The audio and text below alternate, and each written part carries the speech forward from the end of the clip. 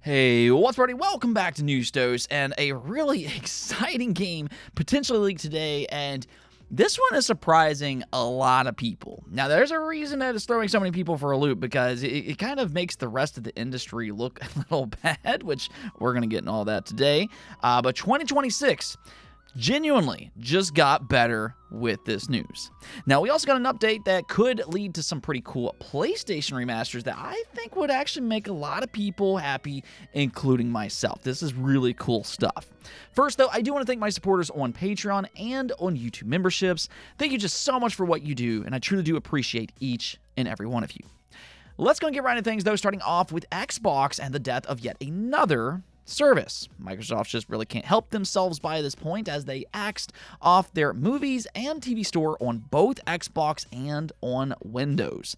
Now, if you've already purchased some shows or movies on either of those platforms, don't worry. They did mention that downloads will continue to be available on Windows and in HD Max resolution. So your purchased content isn't going anywhere, and they're not going to be sacrificed. You're still going to have access to everything at the quality that you bought them in. But moving forward, you will have to find a new platform to purchase and to watch this type of content. Though honestly, I can't imagine the numbers were incredibly high on their platform, hence probably why they made this decision. If you used Xbox or Windows for your movies, however, let me know in the comments below. Now, if you're a fan of Capcom games like Dino Crisis, Resident Evil, Devil May Cry, or even Dragon's Dogma, it sounds like an announcement could be inbound that might be worth keeping on your radar. That's because the previous Capcom veteran, Hiroyuki Kabayashi, which worked on all of those games, mostly as the producer, is planning to announce his first project with NetEase later this year. In a recent statement, he said, "While I can't reveal any details yet, everything is going as planned. In our New Year's greeting card for 2025, I said I wanted to announce it by the end of the year. We've already entered the second half of the year, but rest assured that our studio is already preparing to make the announcement. As for how far development has progressed, we're about to enter the voice recording phase." So just kind of given his pedigree of work, I mean, yeah, this could end up being a very welcome surprise when it gets announced, and there's really a few different places as to where this game could potentially pop up. One is maybe next month at Gamescom. That's a place to keep in mind. There's also TGS. I believe that's in September, and then, of course, at the end of the year, there's also the Game Awards as well. But again, if you like Capcom, if you like some of his previous work, I mean, he's definitely worked on some great games, then definitely keep an eye out. Moving on here, though, Ubisoft confirmed that they are indeed working on a new Ghost Recon game, which, hey, you know, that should be great news and everything, but this comes with a twist, because it'll apparently be set in first person. And I say that because, well, Ghost Recon has historically been more of a third-person tactical shooter series. And I'd argue that's really one of the main reasons that it stands out compared to the competition like Call of Duty and Battlefield. Now, Ghost Recon has had the option for first-person view in a few of its games, and the 2001 title was actually completely first-person. But again, for the most part, fans have grown to expect a third-person perspective. Now, to be completely fair here, this was announced in a shareholders meeting, so it's not completely set in stone just yet.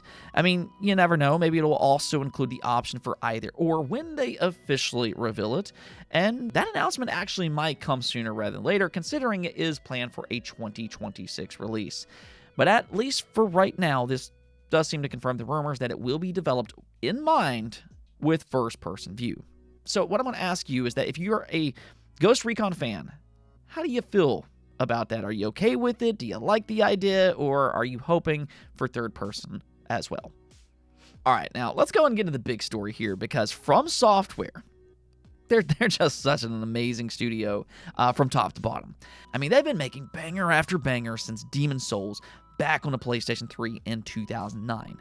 But that's right there what I want you to pay attention to, because not only have they been putting out what a lot of people consider all-time great games, including myself, but they're also doing it frequently.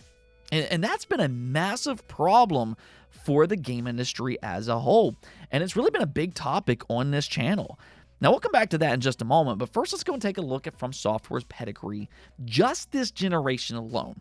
That's all we really need to focus on here because somehow they've managed to release Elden Ring, which I believe is a generational experience, something that's going to be remembered for the next couple of decades.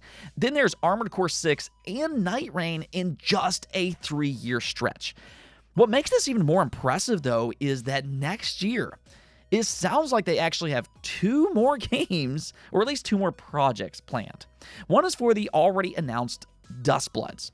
Surprisingly, a Switch 2 exclusive, definitely not a partnership that I would have expected, but nonetheless, it sounds like that's not the only game that they have planned for 2026.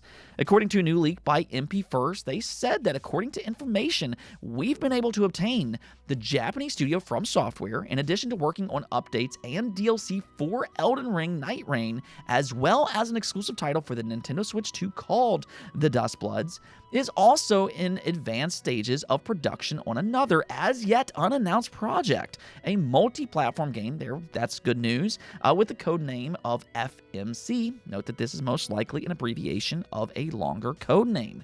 Considering the nature of the source these details come from, everything points to the project being at such an advanced stage that unless it hits a delay, we should be able to play it no later than next year. Now, there are a few important things to kind of keep in mind here. One is that his codename starts with the letter F, and that's important because this is actually a trend for both the Dark Souls and the Armored Core series.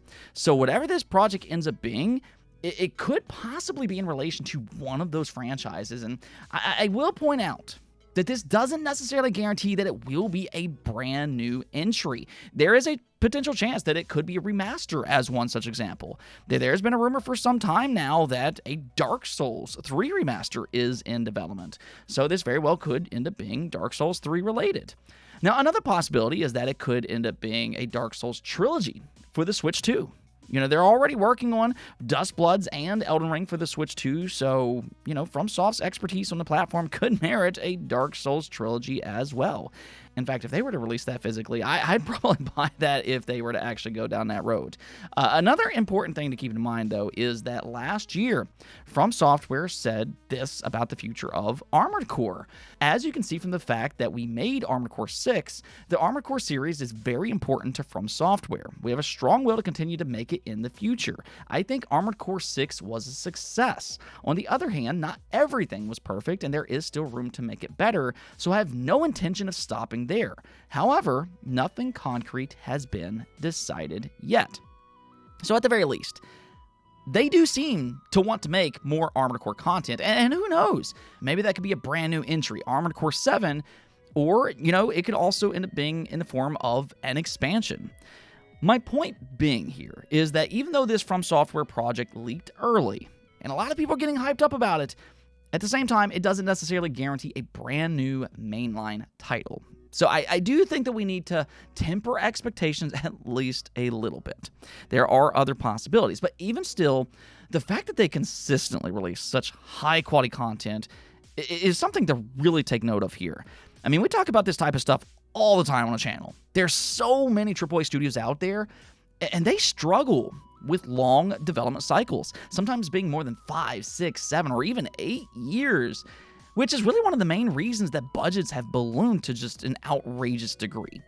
I really think this is one of the biggest, if not the absolute biggest problem in the industry right now. It's one of the main reasons that so many studios are shutting down or letting go of their employees by the masses because it's just not a sustainable model. Meanwhile here, though, you have FromSoft, and they are leading by example with not only a steady stream of content, but also, just as important, high-quality content. And one thing I want to go and point out is that they've paved their way in a very unique way.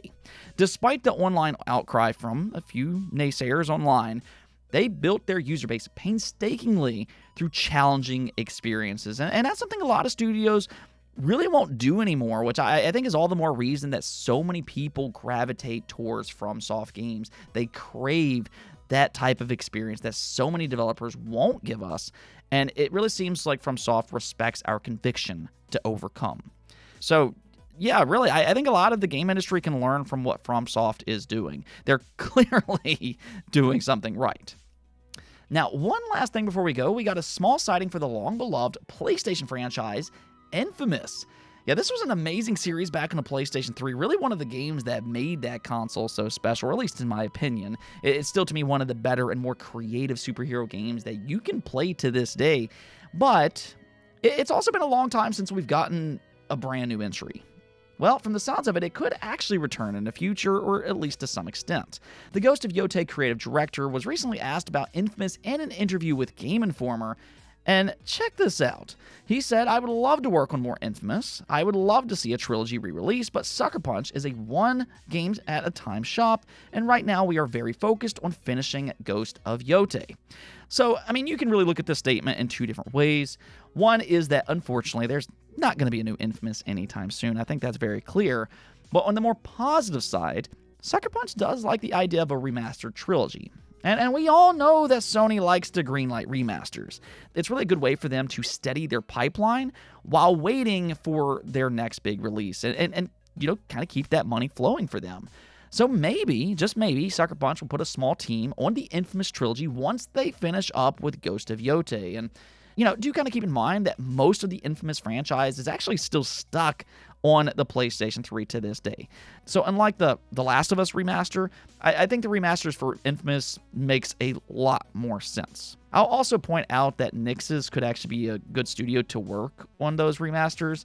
So even if Sucker Punch isn't available, there are other options. Anyways, though, that's going to be it for this episode. But until next time, make sure to subscribe, ring that bell, and peace out.